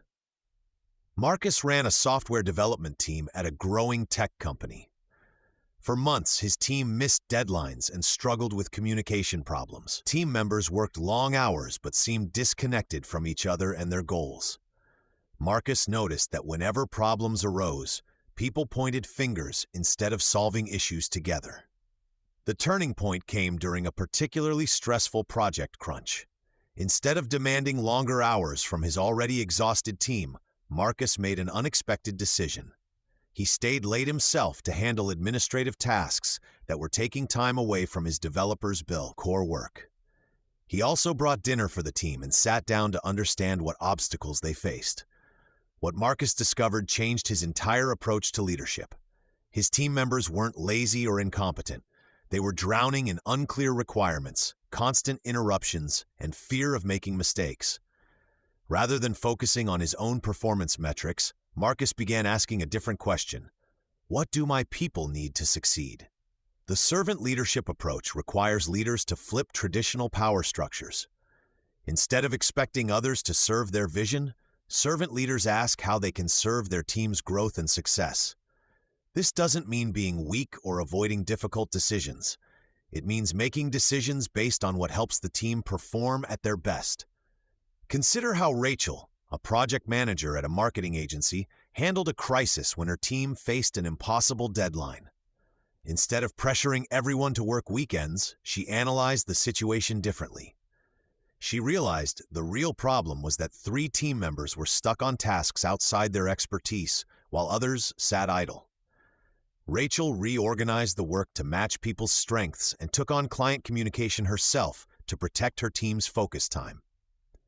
She also negotiated with the client for a slightly extended timeline by presenting alternative solutions. The project finished on schedule with higher quality than expected, and team morale actually improved during what could have been a stressful period.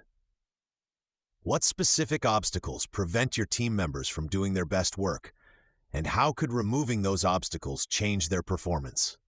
Servant leaders demonstrate several key behaviors consistently.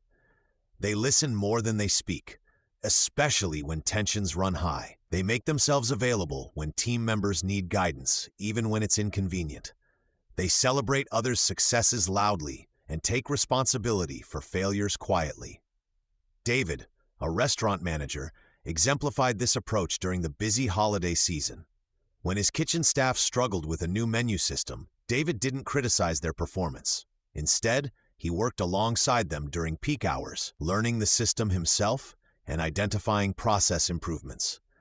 He also arranged for additional training and adjusted schedules to reduce stress. The result was remarkable. Kitchen efficiency improved by 30%, customer complaints dropped to nearly zero, and staff turnover reached the lowest point in the restaurant's history. David's willingness to serve his team created a culture where everyone looked out for each other. Servant leadership requires genuine care for people's growth and well-being. This means having difficult conversations when someone isn't meeting expectations, but approaching these conversations as coaching opportunities rather than punishment.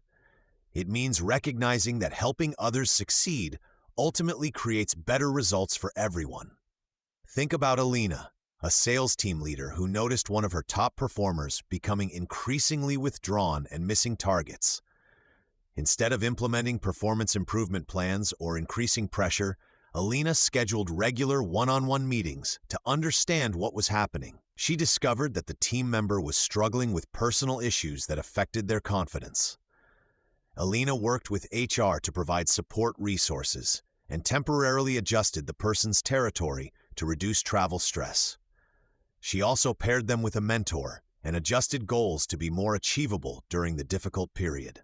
6 months later, this team member became the top performer again and credited Alina's support as the turning point. The entire team noticed Alina's approach and began offering similar support to each other, creating a culture of mutual care that improved everyone's performance.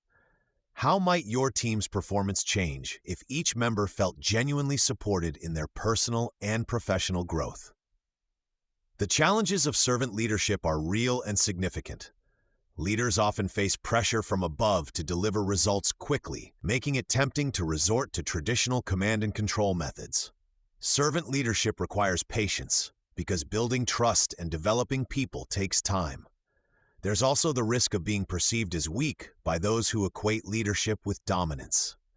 Some team members might initially test boundaries or take advantage of a leader's supportive approach. However, servant leaders learn to combine care with clear expectations and accountability. James faced this challenge when he took over a struggling call center team. Previous managers had used threats and micromanagement to drive performance, creating a fearful and unproductive environment. When James began treating people with respect and asking about their needs, some employees initially assumed he was a pushover. James maintained consistent standards while showing genuine interest in helping people succeed. He provided additional training, improved working conditions, and created career development paths. When some employees continued underperforming, he addressed these issues directly but fairly, always focusing on behavior and results rather than personal attacks. Within a year, the call center's customer satisfaction scores improved by 40%, and employee turnover dropped by 60%. The transformation demonstrated that strength and care aren't opposites, but complementary aspects of effective leadership. The rewards of servant leadership extend far beyond immediate team performance. Teams led by servant leaders develop stronger problem-solving abilities because they feel safe to experiment and learn from mistakes. They show greater innovation because their creative ideas are valued and supported. They also develop leadership skills themselves, creating a multiplier effect throughout the organization. Most importantly, servant leadership creates lasting relationships built on mutual respect and shared purpose. Team members often describe these experiences as career-defining moments that changed how they approach their own leadership opportunities. When you think about the leaders who have most inspired you throughout your career, what specific actions did they take that made you want to follow them and do your best work? Part 3. The joy of shared success. The power of celebrating achievements together transforms ordinary teams into extraordinary ones. When success belongs to everyone, motivation soars and relationships deepen in ways that individual recognition cannot achieve. Understanding how to create moments of shared celebration builds stronger teams and lasting bonds that fuel future performance. This exploration reveals practical methods for turning victories into team-building opportunities that strengthen trust and commitment. Marcus watched his software development team celebrate another successful product launch. But something felt wrong. 3 team members sat quietly at their desks while others high-fived and shared congratulations. The quiet ones had worked nights to fix critical bugs that made the launch possible, yet their contributions went unnoticed in the excitement over the final presentation. This scenario plays out in workplaces everywhere. Teams achieve goals, but celebration focuses on the most visible contributors, while others feel invisible. The result is a fractured sense of accomplishment that weakens team bonds rather than strengthening them. Research shows that shared celebration creates powerful psychological benefits. When teams celebrate together, they release oxytocin, often called the bonding hormone. This chemical response strengthens relationships and increases trust between team members. Shared celebration also reinforces the message that success requires everyone's contribution, not just individual heroics. Consider Elena's marketing team at a growing tech company. After completing a challenging campaign that increased sales by 40%, Elena noticed that credit went primarily to the creative director who presented the final concept. The data analysts, copywriters, and project coordinators felt overlooked despite their essential contributions. Elena decided to change how her team celebrated success. She instituted victory story sessions after each major project completion. Every team member shared one specific way another colleague contributed to the success. The creative director mentioned how the data analyst's insights shaped the winning concept. The copywriters praised the project coordinators for keeping everything on schedule. Suddenly, everyone felt seen and valued. The transformation was remarkable. Team members began supporting each other more actively during projects. They started sharing credit naturally in client meetings. Productivity increased as people felt motivated to contribute, knowing their efforts would be recognized. Most importantly, the team developed genuine care for each other's success. How often do you pause to recognize the hidden contributions that make your team's success possible? Creating effective shared celebration requires intentional planning. Start by identifying all contributors before any celebration begins. Make a list of everyone who played a role, no matter how small.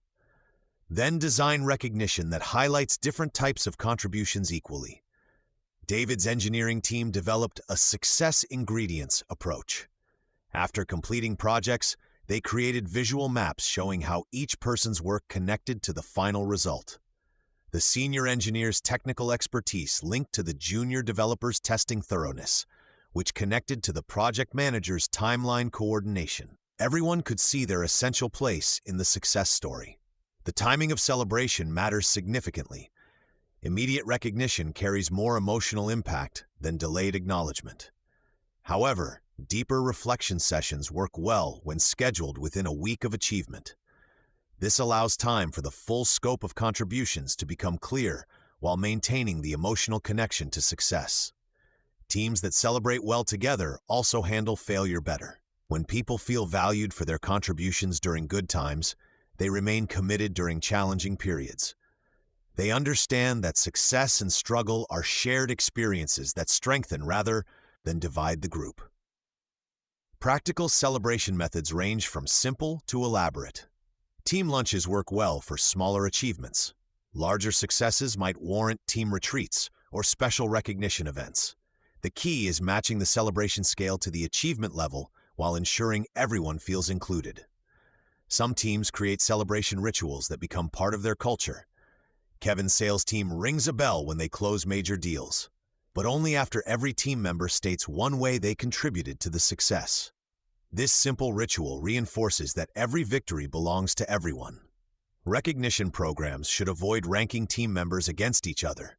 Instead, focus on how different strengths complement each other. The detail-oriented analyst and the big-picture strategist both deserve equal recognition for their unique contributions to team success. What celebration rituals could your team create that would make everyone feel valued and connected? Reflection sessions add depth to celebration. After recognizing achievements, teams can discuss what they learned, how they grew, and what they want to replicate in future projects. These conversations turn celebration into learning opportunities that strengthen future performance. The most powerful shared celebrations create stories that teams tell long after the project ends. These stories become part of team identity and culture. New members learn about the team's values through celebration stories that highlight collaboration, mutual support, and shared success.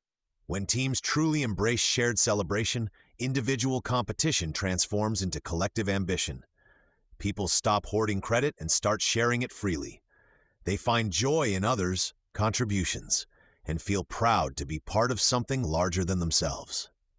This shift creates the foundation for sustained high performance and deep professional satisfaction. Part 4. The legacy of a team. Strong teams don't just accomplish tasks and move on. They create something far more valuable than immediate results. They build relationships that last decades, establish standards that inspire future generations, and leave behind a culture of excellence that continues long after the original members have moved to different roles. The most successful teams understand that their true impact isn't measured by quarterly reports or project completions, but by the lasting influence they have on people and organizations.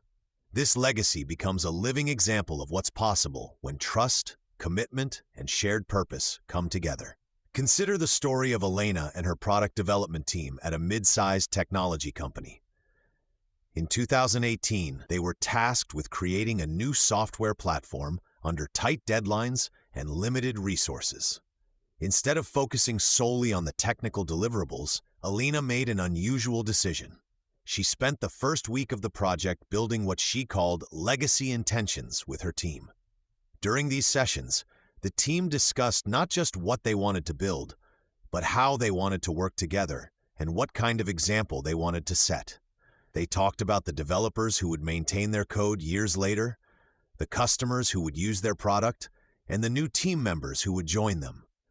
This conversation shaped every decision they made throughout the project. When facing a critical bug 3 weeks before launch, the team could have taken shortcuts that would hide the problem temporarily.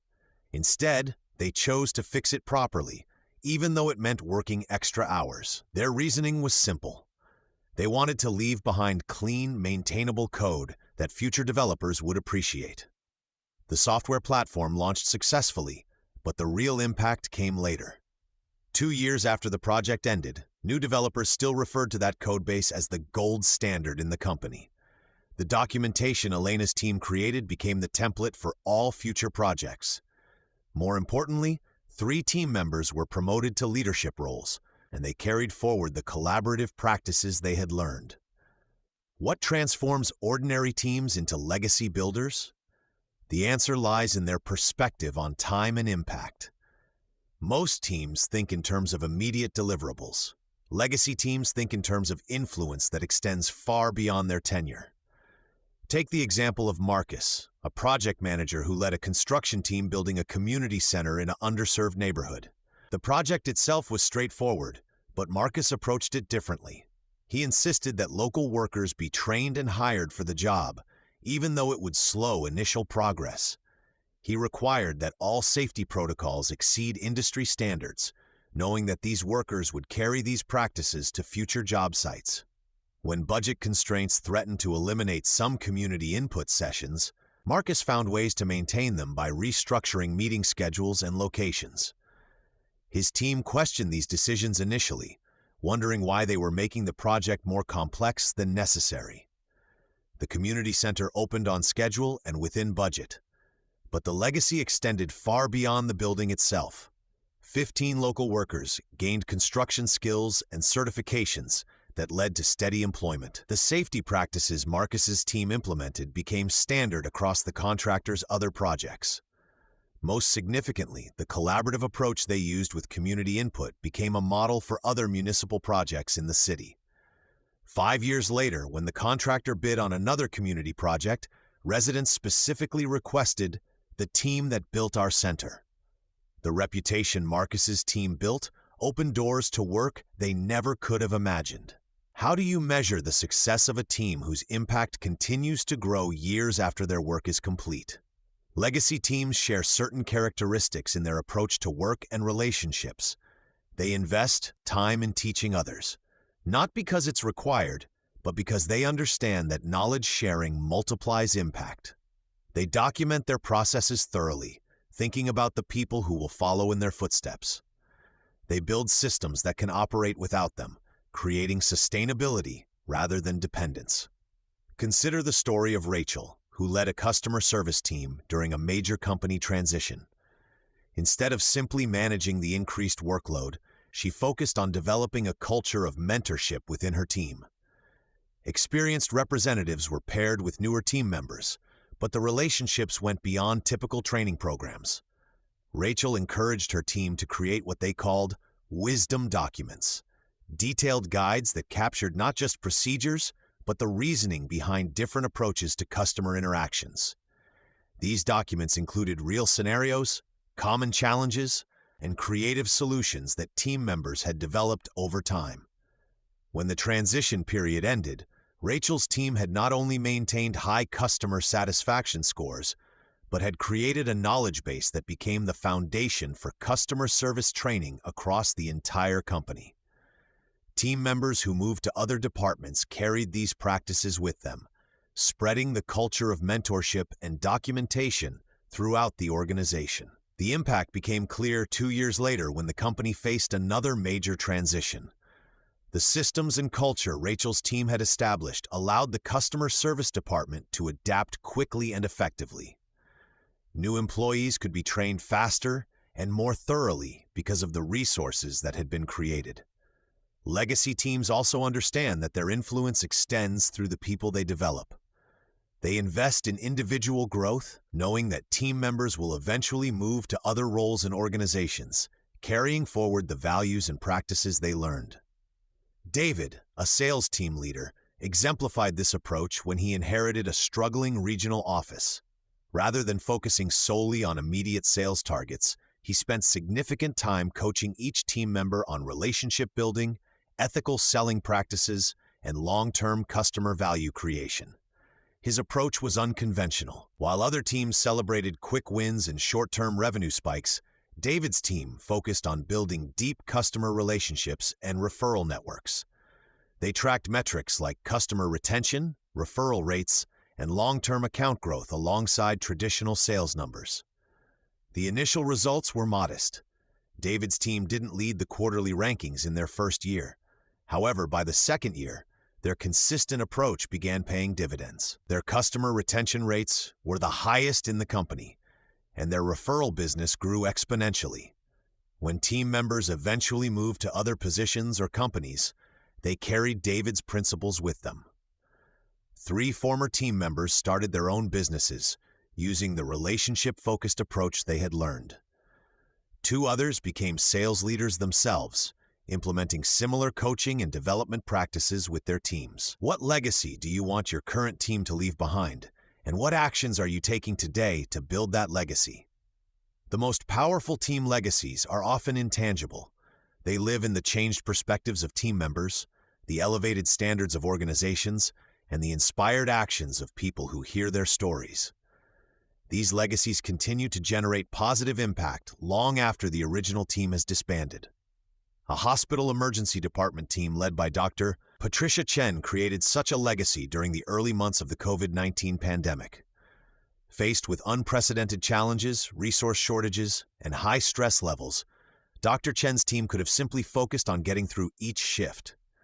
Instead, they made decisions that would influence healthcare practices for years to come. They developed new protocols for patient communication that maintained human connection despite safety restrictions. They created support systems for staff mental health that became models for other departments. They documented their innovations and shared them with medical professionals worldwide through online forums and medical journals. The immediate impact was significant. Their department maintained high patient satisfaction scores and low staff turnover during an extremely difficult period. But the lasting legacy emerged as their innovations spread throughout the healthcare system. Their communication protocols were adopted by hospitals across the country. Their staff support programs became standard practice in their health system. Most importantly, the culture of innovation and mutual support they created during the crisis became permanent. New staff members learn about the team's response to the pandemic as part of their orientation, understanding that they are joining not just a department, but a legacy of excellence and care. Team legacies are built through consistent daily actions, not grand gestures. They emerge from how team members treat each other, how they approach challenges, and how they think about their impact on others. Legacy teams understand that every interaction is an opportunity to either build or diminish their long-term influence. The technology team led by Elena, the construction team guided by Marcus, the customer service group under Rachel's leadership, the sales team developed by David, and the medical professionals inspired by Dr. Chen all understood this principle. They recognized that their work was about more than completing assigned tasks. It was about creating something meaningful that would outlast their direct involvement.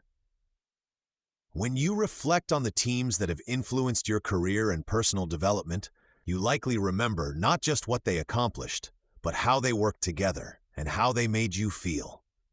This is the essence of team legacy, the lasting impact on people and practices that continues to generate positive results long after the original work is complete. Building such a legacy requires intentional effort and a long-term perspective.